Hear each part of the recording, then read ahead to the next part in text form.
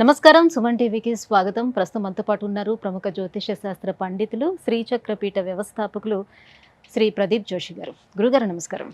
శ్రీమాత్రే నమః. గురుగారు, చాలామంది జాతకాలు, ఈ జ్యోతిష్యాలు అని అంటే వట్టి బూటకాలను నమ్మే వాళ్ళు మనలో చాలామంది ఉన్నారు.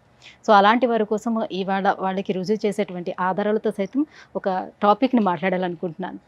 జూన్ 6వ తారీఖున మీరు చెప్పారు పంచగ్రహ కూటమి ఇది వస్తుంది. ఈ పంచగ్రహ కూటమి వల్ల ప్రకృతి వైపరీత్యాలు ఏర్పడతాయి అని చెప్పారు.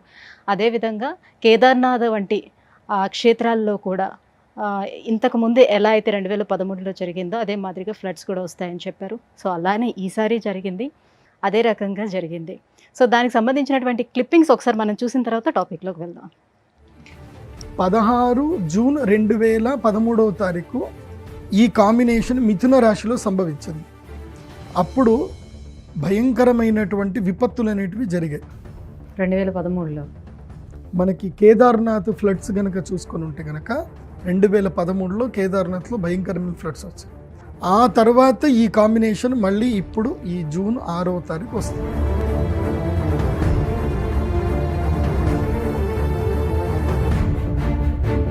గురుగారు, ఇంత కరెక్ట్గా, ఇంత ఎగ్జాక్ట్గా జ్యోతిష్య శాస్త్రం ప్రకారం ఇవి జరుగుతాయని ఎలా చెప్పగలుగుతారు? శ్రీ గురుభ్యో నమః.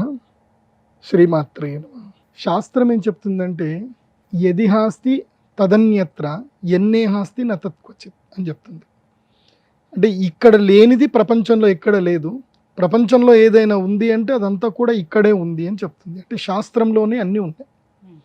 గ్రహస్థితిని బట్టి ఒకప్పుడు ఏవైనా సరే సంఘటనలు జరిగాయి అనుకోండి, అవి మళ్ళీ రిపీట్ అవుతాయని మనము రీసెర్చ్ చేస్తే ఈజీగా తెలిసిపోతుంది. ఇదేం పెద్ద కష్టమైన విద్య కాదు. కాకపోతే ఈ యొక్క బ్రహ్మాండములో కాలము అనేది ఒక అద్భుతమైంది. మనము ఈ బ్రహ్మతత్వాన్ని, ఈ సృష్టితత్వాన్ని, ఈ ప్రకృతిని మనం అర్థం చేసుకోవాలి అని అంటే దీనితో పాటు నడిచేది ఒకటి ఉంటుంది, అదే కాలం. అంటే ఇవాళ మీరున్నారు, మీ తాతలు ఉన్నారు, ముత్తాతలు ఉన్నారు, ఒక 100 తరాలు వెనుకకి వెళ్ళినా సరే ఆ తరతరాల నుంచి మళ్ళీ మీ తరం వాళ్ళే మళ్ళీ పుడతానే ఉంటారు, మళ్ళీ చనిపోతూనే ఉంటారు, మళ్ళీ పుడతా ఉంటారు, చనిపోతూ ఉంటారు. ఇది ఒక చక్రం. ఈ సైకిల్లో మనం పుడతా ఉంటాం, చనిపోతూ ఉంటాం. కానీ మనం పుట్టినా చనిపోయినా ఎప్పటికీ సాక్షిభూతంగా ఉండేదేంటి? కాలం. ఎప్పటికీ నిలిచేది ఏమిటి అంటే ప్రకృతి. ప్రకృతి ఎప్పటికీ ఉంటుంది. ఆ ప్రకృతిని చూస్తున్న కాలం ఎప్పుడూ అలాగే ఉంటుంది. ప్రకృతి అంటే మనమే. అందులోపల చెట్లు, చామ, పుట్ట అన్నీ ఉంటాయి. అందులోనూ మనం కూడా వస్తాం. 84 లక్షల జీవరాశులన్నీ కూడా ప్రకృతిలోనే భాగం. ఆ ప్రకృతి జననము మరణము జరుగుతూనే ఉంటాయి. కానీ జననము మరణము లేనిది ఏమిటంటే సాక్షిభూతమైనది కాలం. ప్రకృతికి కాలంకి మధ్యన అనుసంధానం చేయగలిగేది ఒకటే, అది ఏమిటంటే గ్రహస్థితి. అంటే ఈ గ్రహాలు ఎప్పటికీ అలాగే ఉంటాయి, ఆ గ్రహస్థితి ఎప్పటికీ అలాగే ఉంటుంది. ఆ గ్రహస్థితిని మనం క్యాలిక్యులేషన్ వేసుకొని మనము భవిష్యత్ తరాలకు గనక ఈ జ్ఞానాన్ని కరెక్ట్గా అందించగలిగితే పలానా గ్రహస్థితి వచ్చినప్పుడు పలానా విపత్తు ఏర్పడింది అని మనకి ఎప్పుడైతే తెలుస్తుందో మళ్ళీ భవిష్యత్తులో ఆ గ్రహస్థితి ఎప్పుడు రాబోతుంది అనేది కూడా మనం క్యాలిక్యులేషన్ వేసుకొని తెలుసుకోవచ్చు. సో ఆ క్యాలిక్యులేషన్ వేసుకొని భవిష్యత్తులో ఎప్పుడెప్పుడు ఏ ఏ విపత్తులు వస్తాయి కూడా మనకి ఈజీగా తెలిసిపోతాయి. ఇప్పుడు నేను కేదార్నాథ్లో కానీ ఉత్తరాఖండ్లో కానీ ఈ వరదలు వస్తున్నాయని చెప్పి నేను చాలా సులభంగా కంఠాబద్ధంగా చెప్పాను. అస్సాంలో కూడా వరదలు వస్తాయని చెప్పి నేను ఆల్రెడీ మొన్న పంచగ్రహ కూటమి వచ్చినప్పుడే చెప్పాను. దానికి ముందే ఇది మన ఉగాది పంచాంగ శ్రవణం అప్పుడు కూడా చెప్పాను. చెప్పినప్పుడు అందరు కూడా ఏదో అని అనుకొని ఉంటారు. ఎందుకోసం అంటే మనిషి యొక్క సహజ లక్షణం ఏంటంటే ఒప్పుకోడు మనిషి. ఏదైనా తన కంటితో చూసి తన వరకు వచ్చేంత వరకు ఏ మనిషి ఒప్పుకోడు. ఇప్పుడు తన వరకు వచ్చి తనకి కాలి తనకి దెబ్బ తాకితే తప్ప అవునా అని ఒప్పుకోడు. అందులోనూ హిందువులైతే మరీ దారుణం. హిందువులలో ఒక వెర్రి ఉంటుంది అన్నమాట. ఇప్పుడు ఉదాహరణకి కాశ్మీర్లో కాశ్మీర్ పండితులందరినీ ఊచకోత కోసారు అనేది నిజం. ఇది ఇప్పటికీ వాళ్ళు వాస్తవం గ్రహించరు. ఇప్పుడు జై మా కాళీ అని ఒక సినిమా వస్తుంది. 1946లో ఇదే ఊచకోత బెంగాల్లో కూడా జరిగింది. అది ఇప్పటికీ హిందువులకు ఎవరికీ తెలియదు. అయినా వాళ్ళు నమ్మరు. అవన్నీ అబద్ధాలేమో, జరిగితే జరిగింది, మనం ఏం చేస్తాం, నిమ్మకు నీరెత్తినట్టు ఉంటారు అనమాట. అదేవిధంగా మన దేవాలయాలన్నీ కూడా నాశనం అయిపోయాయి. మనం ఇప్పటికి మనం ఏదైనా దేవాలయం పోతే విగ్రహాలన్నీ పలగొట్టినవి మంచి మంచి విగ్రహాలు ఉంటాయి, అందమైన శిల్పాలు ఉంటాయి, అన్నీ పగలగొట్టినవి ఉంటాయి. అవి చూసినా సరే మన వాళ్ళకి జ్ఞానం రాదు. సో అందులోపల మూర్ఖులు అనమాట కొంతమంది ఉంటారు, మూర్ఖత్వులు కొంత ఉంటారు. ఆ నిద్రపోయే వాళ్ళని మనం ఏం చేయలేం మనం. కానీ కొంతమంది భగవద్ అనుగ్రహం వల్ల కొంతమందికి జ్ఞానం వస్తుంది. భవిష్యత్తు ఇది ఇలా ఉండబోతుంది, కాబట్టి భవిష్యత్తు అంటే ఏమిటి అంటే కాలం ఇలా ఉండబోతుంది. సో ప్రకృతిని మనం సరిగ్గా కాపాడుకోగలిగితే మన భవిష్యత్తు బాగుంటుంది. సో కాలము, ప్రకృతి, గ్రహస్థితితోటి కాలాన్ని గణించుకోవాలి. అలాగే గణించిన కాలాన్ని బట్టి వచ్చే విపత్తులను చూసుకొని ప్రకృతిని మనం కాపాడుకోవాలి. ప్రకృతి మనం ఎప్పుడైతే మనం ప్రకృతిని సరిగ్గా కాపాడలేదు, కాలాన్ని ఎప్పుడైతే మనం అనుసరించలేదు, ప్రకృతి మనల్ని అందరినీ కూడా ఖాళీ చేసేస్తుంది. ఎవరెవరిని లేపేయాలో ఎవరెవరిని పక్కన పడేయాలో ప్రకృతి తన పని తాను చేసుకుంటూ వెళుతుంది. సో ఆ ప్రకృతి తత్వాన్ని, కాలతత్వాన్ని, గ్రహస్థితిని బట్టి అర్థం చేసుకుంటూ మానవ మనుగడను కాపాడుకుంటూ ముందుకు వెళ్ళడమే జ్యోతిష్యం యొక్క ప్రధాన లక్ష్యం. ఇప్పుడు నేను కూడా జ్యోతిష్యం చెప్పేది ఏదో నేను గొప్ప అని చెప్పుకోవడానికి ఎప్పుడు చెప్పను. కానీ జ్యోతిష శాస్త్రం అనేది ఒకటే ఉంటుంది కదా గురువుగారు, కానీ ఎందుకని అందరూ ఒక రకంగా చెప్పలేరు అని, ఎందుకని ఎగ్జాక్ట్గా అందరూ అంచనా వేసి చెప్పలేకపోతున్నారు? ఒకటి ముఖే సరస్వతి అని శాస్త్రం చెప్తుంది. అంటే ఉదాహరణకి నలుగురు గుడ్డివాళ్ళు ఉన్నారు, వాళ్ళు ఏనుగు దగ్గరికి వచ్చారట. ఒకడేమో ఏనుగు తోక పట్టుకున్నాడట, వాడు అన్నాడట ఇది పాము అని అంటున్నాడట. ఇంకోడేమో ఏనుగు తొండం పట్టుకున్నాడట, ఇది మామూలు పాము కాదు ఇది కొండ చెలువ అన్నాడట. ఇంకోటి వచ్చేసి కాలు పట్టుకున్నాడట, లేదు మనం ఒక స్తంభం దగ్గర ఉన్నాము అంటాడట. ఇంకొకటి ఇది ఏనుగే అని అంటున్నాడట. సో ఒక్కొక్కళ్ళకి ఒక్కొక్క విధంగా వాళ్ళు perception, the way of perception. శాస్త్రం ఏం చెప్తుంది అని అంటే ముఖే సరస్వతి, అందరి ముఖముల యందు కూడా సరస్వతి దేవి ఉంది అని చెప్తారు. సో ఒక్కొక్కళ్ళు వాళ్ళ పరిశోధన బట్టి వాళ్ళు చెప్తారు.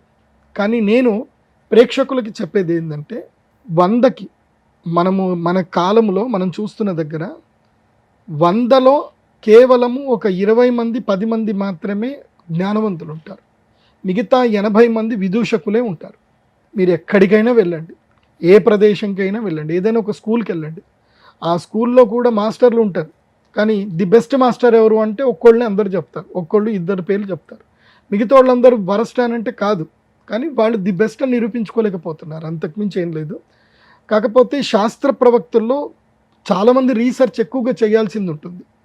ఇప్పుడు నా విషయానికి వస్తే గనక, నేను మా నాన్నగారి దగ్గర జ్యోతిష్యం నేర్చుకున్నప్పుడు నేను జ్యోతిష్యము చెప్పడానికన్నా మునిపే మా నాన్నగారు ఏం చెప్పారు అంటే, నువ్వు ఫస్ట్ నువ్వు ఒక సెల్ఫ్ సాటిస్ఫాక్షన్గా పర్ఫెక్షనిస్ట్ నువ్వు తెచ్చుకో, ఒక గురువు దగ్గర నుంచి ఒక సర్టిఫైడ్ తెచ్చుకో, ఆ తర్వాత జ్యోతిష్యం చెప్పు. నిన్ను ఒక గురువు సమర్థించాలి, ఎస్ ఈ వీడు సమర్థుడే అని సమర్థించినప్పుడు మాత్రమే నువ్వు బయటకు రా. గురువు లేని విద్య గుడ్డి విద్య. చాలామంది గురువు లేకుండా అట్లాగే వచ్చేస్తారు. ఎందుకోసం అంటే ఈ మధ్యకాలంలో ఫోన్లు ఉన్నాయి, కెమెరాలు ఉన్నాయి, ఒక జీమెయిల్ ఐడి క్రియేట్ చేసుకుంటే ఒక యూట్యూబ్ ఛానల్ వచ్చేస్తుంది, ఎవరికి ఇష్టం వచ్చినట్టు వాళ్ళు చెప్పవచ్చు.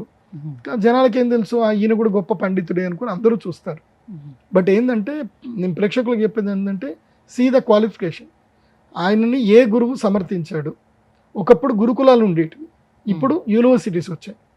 ఇప్పుడు ప్రదీప్ జోషి అని అంటే ఎంఏ సాంస్క్రిట్ చేశాడు, సంస్కృతం నేర్చుకున్నాను, MA Sanskrit, MA astrology, MSc yoga therapy, PhD in astrology. So నాకు ఇన్ని పట్టాలున్నాయి, నేను సమర్థుణ్ణి, నేను చెప్పగలుగుతున్నాను చెప్పడానికి నాకు ఇన్ని పట్టాలున్నాయి. వాస్తవంగా జరిగినవి ఇప్పుడు సాక్షిభూతాలు కూడా ఉన్నాయి. కాబట్టి నేను అనేది ఏంటంటే, ప్రేక్షకులు సమర్థులైనటువంటి వ్యక్తుల్ని మీరు ఎంచుకోండి, అది మీ విచక్షణ. నేను చెప్పం పలానా అతను కరెక్ట్ కాదు, పలానా అతను కరెక్ట్ అని చెప్పడానికి ఏది ఉండదు. అది వాళ్ళ ప్రెడిక్షన్ బట్టి, మీరు చేస్తున్న రీసెర్చ్ని బట్టి తెలుస్తుంది.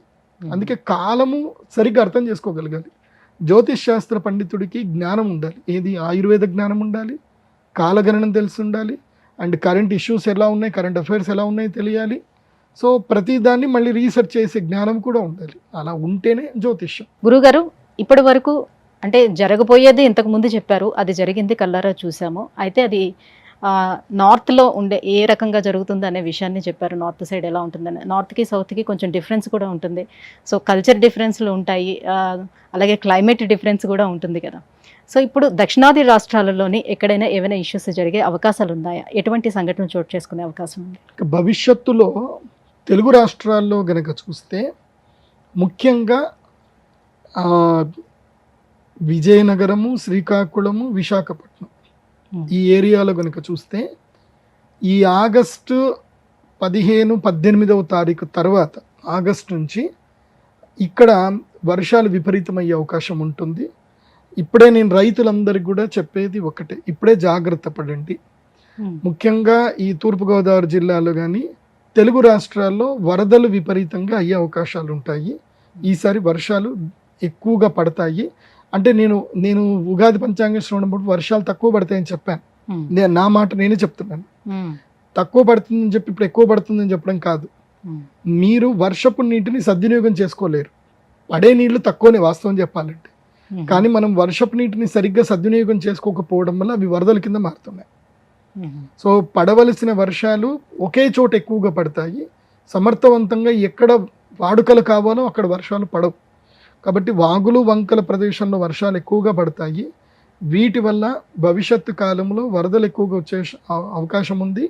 ప్లస్ నవంబర్ 17వ తారీఖు నుంచి డిసెంబర్ 22వ తారీఖు మధ్య లోపల విశాఖపట్నం ప్రాంతం లోపల తుఫాన్లు వచ్చే అవకాశం ఉంది. విపరీతమైన తుఫాన్లు వస్తాయి. అది కూడా గుర్తుపెట్టుకోండి. అండ్ ఇంకోటి కూడా చెప్తున్నాను, జాగ్రత్త వినండి. నేటి నుంచి 2 సంవత్సరాల తర్వాత 2027వ సంవత్సరము సెప్టెంబర్ మాసము లోపల అమరావతి, కృష్ణానది ఆ తీరము లోపల వరదలు ఏర్పడతాయి. ఈ లోపల 27 సెప్టెంబర్కి నేను ఆల్రెడీ క్యాలిక్యులేషన్ వేసి పెట్టాను. ఇప్పుడు అమరావతిలో భూములు కొనుక్కునే వాళ్ళు కానివ్వండి, అమరావతి నిర్మిస్తున్నటువంటి ప్రజా అధికారులు కానివ్వండి, ఇది ముందుగానే ఒక సూచనను నిర్ణయం చేసుకోండి. మీరు కృష్ణానది మీద ఏదైతే ఆనకట్ట ఇటువైపు వరద నీళ్లు రాకుండా చేయవలసినటువంటి ఏవైతే పరిష్కార మార్గాలు ఉంటాయో ఈ 2 సంవత్సరాలు చేసేసుకోండి. ఈ 2 సంవత్సరాల కాలం ముందుగానే చెప్తున్నాను. ఏం జరుగుతుంది అని అంటే అక్కడ కృష్ణానది నుంచి వరద వచ్చే అవకాశం ఉంటుంది. పెద్ద ముప్పు రాకపోవచ్చు, కానీ ఆస్తి నష్టం అయితే జరుగుతుంది. దీని పట్ల మాత్రం ముందుగానే అప్రమత్తంగా ఉండండి. అది కాకుండా గోదావరికి కూడా ముంపు వచ్చే అవకాశం ఉంది. భవిష్యత్తులో 2027లో గోదావరికి కూడా ముంపు వచ్చే అవకాశం ఉంటుంది. ఈ లోపల పోలవరం ఏదైతే కంప్లీట్ చేసుకొని ఆ వరద నీరు ఏదైతే ఉందో అది సరిగ్గా సాగు అయ్యేటట్టుగా 2 సంవత్సరాలు పూర్తి చేసుకున్నట్లయితే అది మేలు జరుగుతుంది. లేదంటే ఇప్పటి వరకు మీరు కష్టపడి కట్టిన ప్రాజెక్ట్ కూడా పోయే అవకాశాలు ఉంటాయి. ఇది భవిష్యత్తులో ఇది జరగబోతుంది, అది కూడా చూసుకోండి. ఇంకా కొన్ని చెప్పాలంటే కూడా భవిష్యత్తు కాలంలో ఇంకొక 6 నెలల తర్వాత తెలుగు రాష్ట్రాల నుంచి కొన్ని అద్భుతమైనటువంటి వ్యక్తులు కూడా బయటకు వస్తారు. మన భారతదేశానికి మంచి పథకాలు వస్తాయి. తెలుగు రాష్ట్రాల నుంచి మంచి మంచి అద్భుతమైన వ్యక్తులు వస్తారు. ఇలా అన్ని మంచి జరుగుతాయి. సో తిరుమల తిరుపతి దేవస్థానంలో కొన్ని భాగోతాలు జరుగుతాయి. ఏవైతే కనుక కుంభకోణాలు వస్తాయి అవి కూడా ఈ సంవత్సరం డిసెంబర్ లోపల కూడా బయటపడతాయి. అది కాకుండా ఈ సంవత్సరము డిసెంబర్లో ముఖ్యంగా ధనుర్మాసంలో తిరుమలలో కొన్ని అద్భుతాలు జరుగుతాయి, ఆశ్చర్యకరమైన విషయాలు జరుగుతాయి. ప్రజలకి వెంకటేశ్వర స్వామి ఉన్నాడు అని ఒక సాక్షిభూతమైనటువంటి సంఘటనలు, కొన్ని ఆశ్చర్యకరమైన సంఘటనలు తిరుమలలో జరుగుతాయి. అవి అందరూ కూడా చూస్తారు. ఇవి భవిష్యత్తులో జరగబోయే అద్భుతాలు. గురుగారు, ఇప్పటి వరకు మీరు చెప్పినవన్నీ జరుగుతూనే వచ్చాయి. సో ఇకపై జరగబోయే ఏంటని చెప్పారు కాబట్టి ఇవన్నీ గ్రహించి వాళ్ళు కొంత జాగరూకతతోటి వెళ్తే వాళ్ళ సేవ అయ్యే అవకాశాలు కూడా ఉండొచ్చు. మేము కృష్ణా నదికి కరకట్ట అయితే పెద్దగా కట్టి పెట్టండి. ఇప్పుడే చెప్తున్నాను, 18 అడుగులు 20 అడుగుల పైన కరకట్ట కట్టి పెట్టండి. అంటే ఇటువైపు రాకుండా, రాజధాని వైపు వరద నీరు రాకుండా ఇప్పుడే జాగ్రత్త పడండి. ఇలాంటి సంఘటనల వల్ల జ్యోతిష్య శాస్త్రం అనేది ఉంది, ఇది శాశ్వతం, నిజం అని నమ్మే విధంగా మీలాంటి గురువులు తెలియజేయడం వల్ల మాకు తెలుస్తుంది. గురుగారు, ధన్యవాదాలు. శ్రీమాత్రే నమః.